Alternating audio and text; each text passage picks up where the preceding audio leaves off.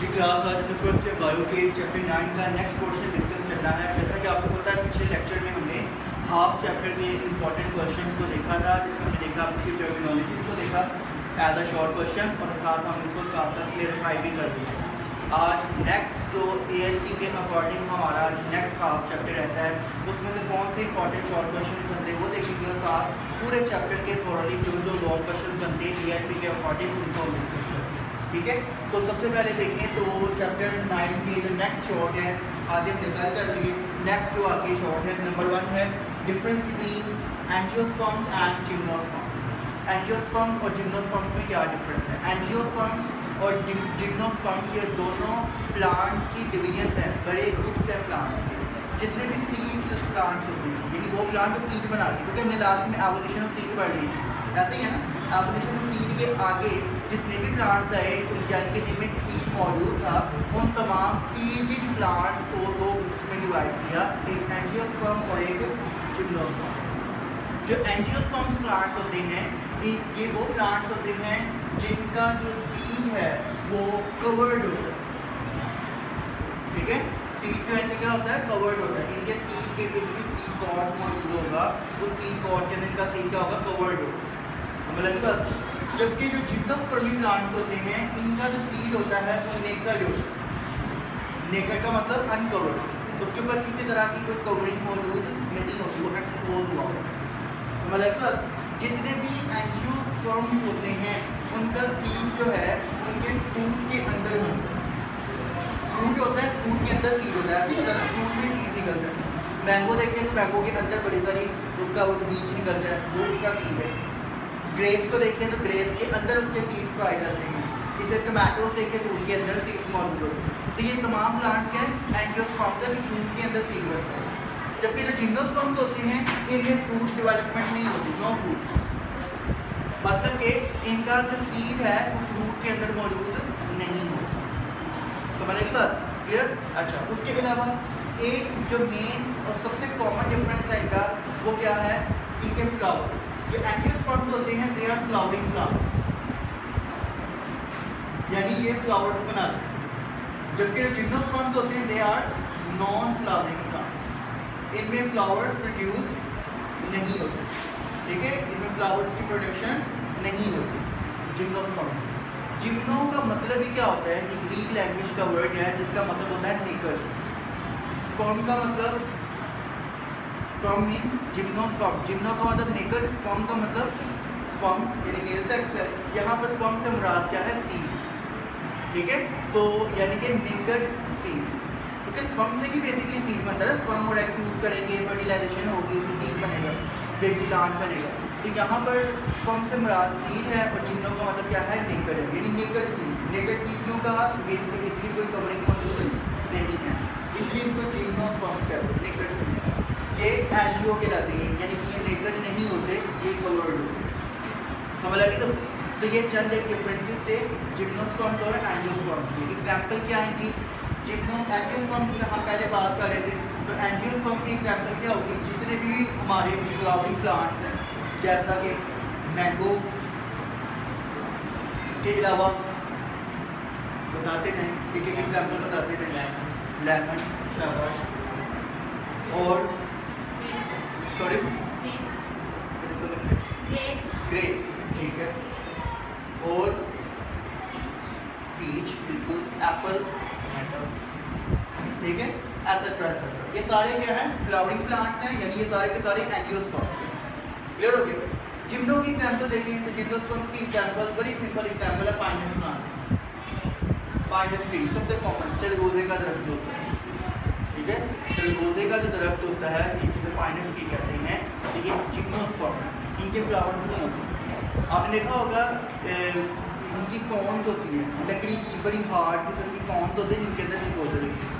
Mail कौन लैदा होती है, फीमेल कौन लैदा होती है। तो इनके अंदर वैसा फ्लावरिंग सिस्टम नहीं है जैसे आम फूलों के अंदर, आम पौधों में होता है, फ्लावर लगते हैं, उनसे सीड बनता है, उससे फल बनता है, ऐसा ऐसा इनमें ऐसा नहीं होता। कौन के अंदर ही वो सीड बनते हैं और वो ही सीड इनका फूल होता है। मेरी बात। सेकंड क्वेश्चन की तरफ आए, important genera of gymnospermae species. Gymnosperm जो हैं इनकी मुख्य जो है वो स्पीशीज़ के जेनरा जो हैं इनके हमने डिस्कस करने हैं कि जिम्नोस्पर्म जो हमारा पूरा ग्रुप है, इस ग्रुप में कौन कौन सी आगे स्पीशीज़ आती हैं, कौन कौन से जेनरा आते हैं। तो बहुत सारे जेनरा है, जैसे साइकस जेनरा है जिसमें सागो पाम आती है, पाम ट्रीज वगैरह आ जाती है। फिर पाइनस ये पूरा जेनरा है जिसमें पाइन प्लांट आता है, चलगोजे वगैरह। इसी तरह से टेक्सस है जिसमें ह्यूज आती हैं, ये क्या आप देख लेते हैं। फिर इसी तरह से पीसिया है जिसमें हेमलॉक आती हैं, सैट्रस है जिसमें डेंडर प्लांट्स डोडर प्लांट्स आते हैं, और जिंको। ये सारे इनके जीनस के नाम जेनरा हैं डिफरेंट किस्म के, ये पूरी फैमिली और इसके आगे ये डिफरेंट किस्म के जेनरा क्लियर। आप जैसे इनके नाम बताएंगे श्योर। अच्छा जी, नेक्स्ट आता है टर्म डबल फर्टिलाइजेशन। क्या होता है डबल फर्टिलाइजेशन की जो टर्म है ये इस्तेमाल होती है एंजियोस्पर्म्स के, this is not in gymnosperm, क्योंकि डबल फर्टिलाइजेशन के लिए प्रॉपर सेक्सुअल रिप्रोडक्शन चाहिए फ्लावर के जरिए, और वो किस में होगी, फ्लावरिंग प्लांट्स में होगी ना, यानी एंजियो में होगी। तो मैं लगी बात। तो जो डबल फर्टिलाइजेशन है होती क्या है, इसे डबल फर्टिलाइजेशन कहते हैं क्यों? आपको पता है कि जो फ्लावरिंग प्लांट्स होते हैं इनका जो मेल सेक्स सेल्स होते हैं क्या होते हैं, मेल सेक्स सेल्स क्या होते हैं, सॉरी माइक्रोफिल्स तो है, लेकिन जनरल वर्ड में क्या कहते हैं, स्पर्म्स कहते हैं। लेकिन हम जब पॉलिनेशन के रेफरेंस से बात करते हैं तो उन्हें क्या कहते हैं, पॉलन ग्रेन्स। पॉलन ग्रेन्स होते हैं ना, फ्लावर में से पॉलन ग्रेन निकलते हैं। वो पॉलन ग्रेन जो होता है ना, एक पॉलन ग्रेन के अंदर 2 स्पर्म्स, ठीक है। तो फ्लावर का जो एंथर होता है, टेल सेक्स ऑर्गन एंथर, उस एक एंथर के अंदर 2 पॉलन ग्रेन और एक पॉलन ग्रेन के अंदर 2 स्पर्म्स मौजूद होते हैं। इसका मतलब एक एंथर में टोटल कितने स्पर्म्स हो गए, 4 स्पर्म्स। समझ लगी बात। तो जब सेक्सुअल रिप्रोडक्शन होनी है, जैसे मिसाल के तौर पर सपोज करें हमारे पास जो है वो क्या कहते हैं मस्टर्ड प्लांट है। तो मस्टर्ड प्लांट की अगर हम बात करें तो मस्टर्ड प्लांट में आपको पता है कि एक ही तरफ यानी कि सेंटर में फीमेल सेक्स ऑर्गन होता है और साइड पर इसके मेल सेक्स ऑर्गन निकल रहे होते हैं। एक ही प्लांट के अंदर ये दोनों चीज़ें मौजूद होती हैं। ऐसे प्लांट्स जिनके अंदर ऐसा प्रोसेस मौजूद हो, उन प्लांट्स को हम क्या कहते हैं, जिनमें मेल और फीमेल सेक्स ऑर्गन एक ही के अंदर मौजूद हो। ऐसे प्लांट्स को कहते हैं हर्माफ्रोडाइट। क्या कहते हैं, हर्माफ्रोडाइट ना, याद रखना। These plants are called hermaphrodite. तो लगी बात। हर्माफ्रोडाइट प्लांट्स वो प्लांट्स होते हैं जिनके अंदर मेल ऑर्गन भी मौजूद हो और फीमेल ऑर्गन। मेल ऑर्गन क्या होता है इनका, मेल ऑर्गन इनका होता है ये सेंटर वाला, जिस पूरे को क्या कहते हैं, कार्पल। और फीमेल ऑर्गन क्या, फीमेल ऑर्गन सेंटर में होता है, इसे कहते हैं कार्पल। और मेल ऑर्गन क्या होता है इसका, ये पूरा जो साइड फिलामेंट लाइक स्ट्रक्चर है, ये क्या है, एंथर। समझ लगी बात, क्लियर। तो एंथर जो होता है, ये जो एंथर का ये जो पोर्शन है इसके अंदर स्पर्म्स मौजूद यानी पोलन ग्रेन होते हैं। यहाँ से पोलन ग्रेन निकलेगा, ये फीमेल ऑर्गन का ये अंदर की तरफ यहाँ पर इसका एच मौजूद होगा, ठीक है, ओवम होगा इसका। ये स्पर्म्स यहाँ से निकलेंगे, अब वो निकलनी है पोलन ग्रेन की शक्ल में, क्योंकि ये पोलन ग्रेन की फॉर्म में है ना। पोलन ग्रेन असल में यहाँ से निकलेगा और ये इसका ऊपर से ये इसका जो ओपन मुंह होता है इसे कहते हैं हम स्टिग्मा, फीमेल पार्ट। यहाँ से पोलन ग्रेन मूव करके इसके स्टिग्मा की तरफ आता है। एंथर से स्टिग्मा की तरफ पोलन ग्रेन का मूव करना, ये प्रोसेस क्या कहलाता है, पॉलिनेशन। इसे क्या कहते हैं, या मैट्रिक से पढ़ते आ रहे हैं, ठीक है, कि पॉलिनेशन क्या होता है। अब पॉलिनेशन जब होती है ना, तो पॉलिनेशन के बाद ये अंदर ये पूरी एक ट्यूब होती है जिसे हम स्टाइल कहते हैं। इस ट्यूब के जरिए ये पोलन ग्रेन क्या होते हैं, अंदर की तरफ आते हैं। अंदर आते हैं तो ये पोलन ग्रेन अपने आप को तोड़ लेता है और इसके अंदर कितने स्पर्म्स थे, एक के अंदर 2 थे, तो ये दोनों स्पर्म्स निकल आते हैं। समझ आ गई। एक स्पर्म जो है वो मूव करता हुआ आके इस ओव्यूल के अंदर जाता है और अंदर जाके ये एग के साथ मिलता है, ठीक है। एग के साथ एक ही स्पर्म फ्यूज कर सकेगा ना, सारी बात। एक एग के साथ एक स्पर्म फ्यूज करेगा और फर्टिलाइजेशन हो जाएगी और ये आपस में मिलकर क्या बना देंगे, जाइगोट बना देंगे, डिप्लॉयड जाइगोट बना देंगे। समझ लगी बात।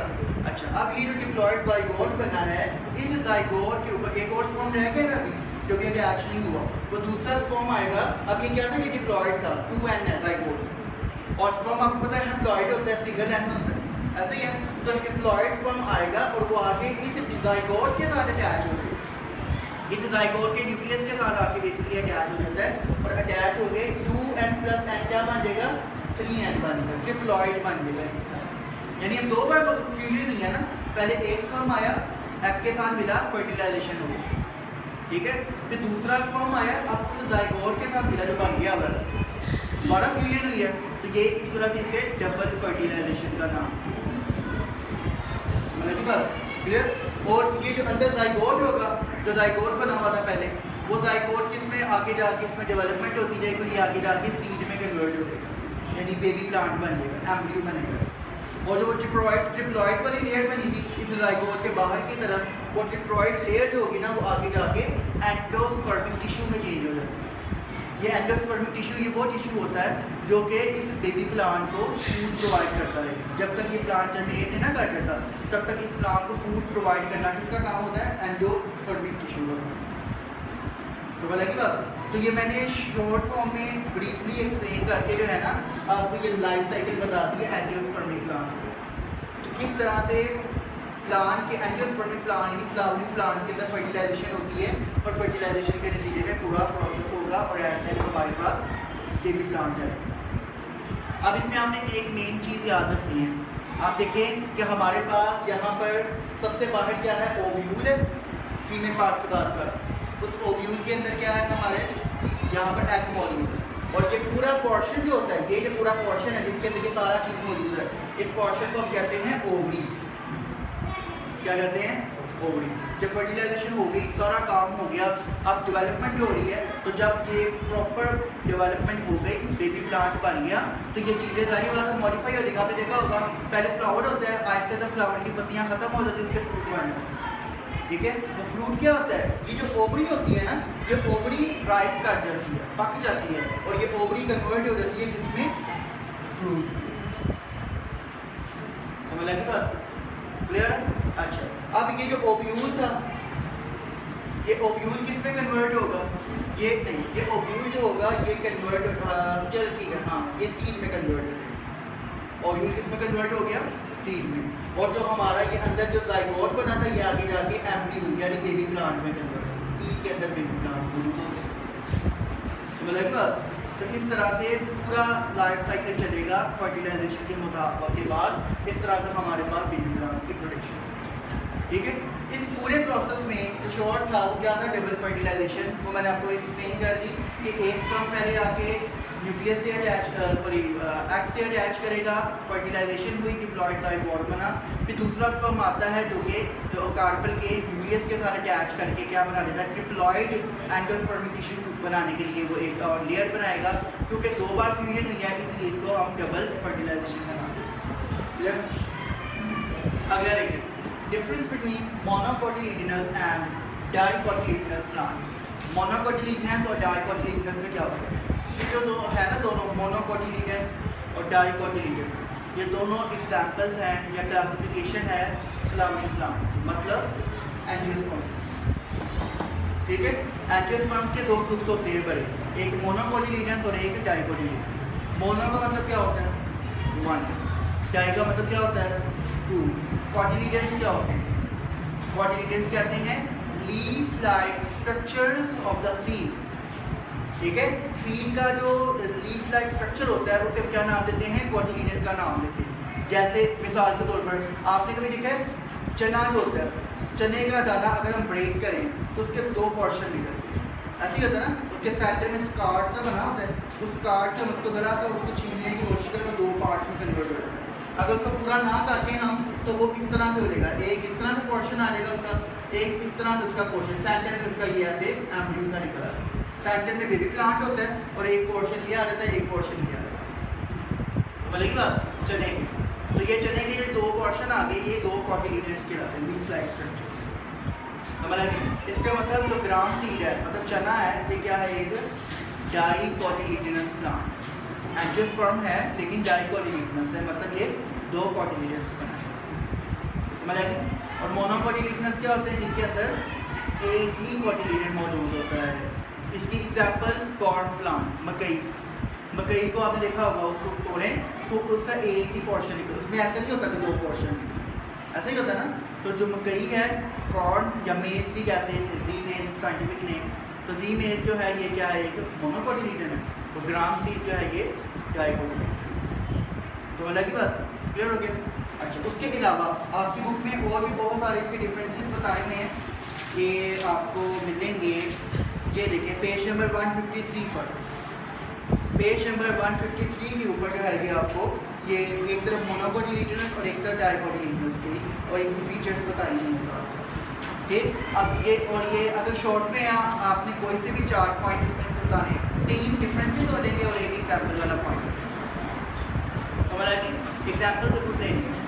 और अगर मे बी ये लॉन्ग में आ जाए अगर सपोज, तो फिर यही डिफरेंसेस होंगे, सेंटर में लाइन लगा के और आपने हेडिंग से देखे जो है ना इनके सारे पॉइंट्स बता, तो मतलब क्लियर हो गया। नहीं, लास्ट क्वेश्चन देख लें, हाउ सीड इज फॉर्म, तो मैंने आपको ये साथ लाइफ साइकिल में भी बता दिया कि सीड कैसे, क्लियर, एंजियोस्पर्म की लाइफ साइकिल। अब इस पूरे चैप्टर के अंदर जो इम्पोर्टेंट लॉन्ग क्वेश्चन हैं, गिनती के लॉन्ग हैं। सबसे पहला अडॉप्टेशन टू लैंड हैबिटेट, जो हमने लास्ट टाइम पिछले लेक्चर में डिस्कस किया कि कौन कौन से अडॉप्टेशन चाहिए एक प्लांट को ज़मीन पर एडजस्ट करने के लिए, ठीक है। उसके अलावा एवोल्यूशन ऑफ लीफ वाला पूरा टॉपिक बनी बनाई हेडिंग्स हैं वो आपकी बुक के अंदर। तीसरा एवोल्यूशन ऑफ सीड वाला टॉपिक पूरा। अब आप कहेंगे सीड वाला तो बहुत लंबा है, तो वो बहुत लंबे को आपने अपनी वर्डिंग में, ठीक है, उसका आप हेडिंग से ही वाली फॉलो करेंगे, फॉलो इन्हीं हेडिंग्स को करना है और आप उसको अपनी वर्डिंग में लिख सकते हैं, समझ लगी बात। हर पॉइंट में 4 से 5, 3 4 लाइन आप ऐड कर सकते हैं, क्लियर। अच्छा, स्टोरी की तरह करना है आपने इसको, आप ये समझो। Then life cycle of angiosperm plant, life cycle जब आप करेंगे तो आपने इसकी डायग्राम भी बनानी है जो आपको नेक्स्ट पेज पर मिलेगी डबल फर्टिलाइजेशन के ऊपर, ठीक है, पता लग गया। लेकिन ये आज हमारा चैप्टर 9 जो है वो कंप्लीट हो गया। इसके अंदर हमने जितने इंपॉर्टेंट क्वेश्चन थे ALP के अकॉर्डिंग वो क्वेश्चन भी देख लिए, शॉर्ट भी और लॉन्ग भी हमारे, ठीक हो गया। किसी पॉइंट पर कोई इशू होगा तो आप उसे डिस्कस कर सकते हैं।